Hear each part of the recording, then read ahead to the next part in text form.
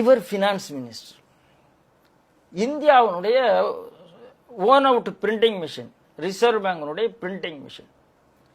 இந்த பிரிண்டிங் மிஷினை யாருக்கு விற்கிறாங்க அப்படின்னு கேட்டா பாகிஸ்தானுக்கு விற்கிறார்கள். வேற நாடு கிடைக்கலையா? ஏன் அதை விற்கணும்? அதை கண்டம் பண்ணிட்டு போக வேண்டியதானே. அப்ப என்ன அர்த்தம்னா, பாகிஸ்தான் ஃபேக் கரன்சி அடித்து இந்தியாவுக்குள்ள அனுப்பதற்கு சிதம்பரம் துணை போகிறார். ஒரு நிதியமைச்சர் எவ்வளவு மோசமான இருக்க முடியும் பாருங்க. அது மட்டுமல்ல, அந்த கரன்சி பேப்பர், நோட் எடுக்கிற கரன்சி, அது பிரான்சில் இருக்கிற ஒரு கம்பெனி, டீலாரூ என்று ஒரு கம்பெனி. இந்த கம்பெனிக்கு ஆர்டர் கொடுக்கிறார்கள். இந்த கம்பெனி ஒரு பிளாக் லிஸ்டட் கம்பெனி. இந்த பிளாக் லிஸ்டட் கம்பெனிக்கு ஆர்டர் கொடுக்கறாங்க. வேடிக்கை என்னன்னா, பாகிஸ்தானுக்கும் அதே பிரெஞ்சு கம்பெனி தான் கரன்சி அடித்து கொடுக்கிறது. அப்போ இந்த எந்த விஷயத்தையும் தமிழ் ஊடகங்கள் நேற்று பேசவே இல்லை. எந்த தமிழ் ஊடகம் பேசல, எந்த தமிழ் பத்திரிகையும் பிரசுரம் பண்ணல. இதை நான் இந்த இடத்துல பதிவு பண்ண விரும்புறேன்.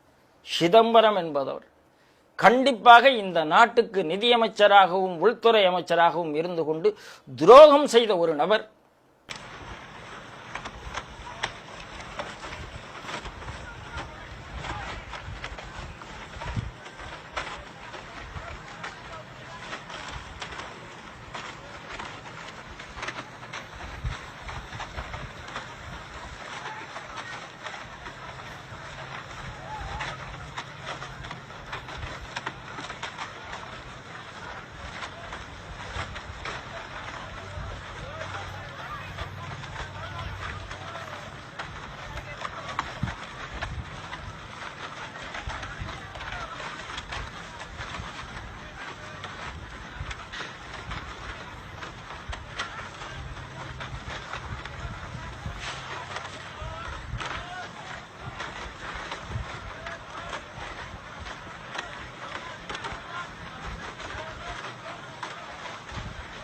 ഇനി 10 കൊല്ലം ഇന്ത്യൻ അയച്ച പി ചിദംബരത്തിന്റെ ആസ്തി നോക്കാം.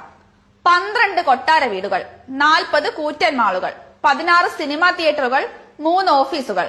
കേരളത്തിലും രാജ്യത്തുമൊക്കെയുള്ള വാസൻ കണ്ണാശുപത്രി ഇദ്ദേഹത്തിന്റേതാണ്. 500 ആശുപത്രികൾ, തമിഴ്നാട്ടിൽ 300 ഏക്കർ ഭൂമി, രാജസ്ഥാനിൽ 2000 ആംബുലൻസ് ബിസിനസ്, ബ്രിട്ടനിൽ 88 ഏക്കർ ഭൂമി, 3 വൈൻ ഫാമുകളും കുതിര ഫാമും ആഫ്രിക്കയിൽ, ശ്രീലങ്കയിൽ 3 റിസോർട്ടുകൾ, അമേരിക്കയിലെ 3 വീടുകൾ, ഗോൾഫ് മൈതാനങ്ങൾ, ടെന്നീസ് കോർട്ടുകൾ, സിംഗപ്പൂരിലും ഫിലിപ്പീൻസിലും നിക്ഷേപം. ഇതെല്ലാം CBI കണ്ടെത്തിയ കാര്യങ്ങളാണ്. ഇതെല്ലാം ഇന്ത്യയുടെ ഭരണത്തിലിരുന്ന് ഉണ്ടാക്കിയതാണ്. രാജ്യം കൊള്ളയടിച്ചതാണ്. 60 കൊല്ലം രാജ്യം ഭരിച്ച എല്ലാ ആളുകളുടെയും വരുമാനവും ആസ്തിയും ഇത്തരത്തിൽ ചികഞ്ഞാൽ ഇന്ത്യ എന്തുകൊണ്ട് വികസിക്കാതെ പോയി എന്നതിന് ഉത്തരം ലഭിക്കും. ഇതിനിടെ BJP രാഷ്ട്രീയ വിമർശകൻ TG മോഹൻദാസിന്റെ ട്വീറ്റ് വന്നിരിക്കുന്നു. ഏറെ വിവാദമായ ട്വീറ്റ് ഇങ്ങനെയാണ്: സ്വന്തം മകളെ കൊലപ്പെടുത്തിയ കേസിൽ ചിദംബരത്തിനെതിരെ ഇപ്പോൾ ജയിലിൽ കഴിയുന്ന ഇന്ദ്രാണി മുഖർജി മൊഴി കൊടുത്തിട്ടുണ്ട്. മാത്രമല്ല, ചിദംബരം നടത്തിയ ലൈംഗിക ചൂഷണവും മോഹൻദാസ് പുറത്തുവിട്ടിരിക്കുന്നു.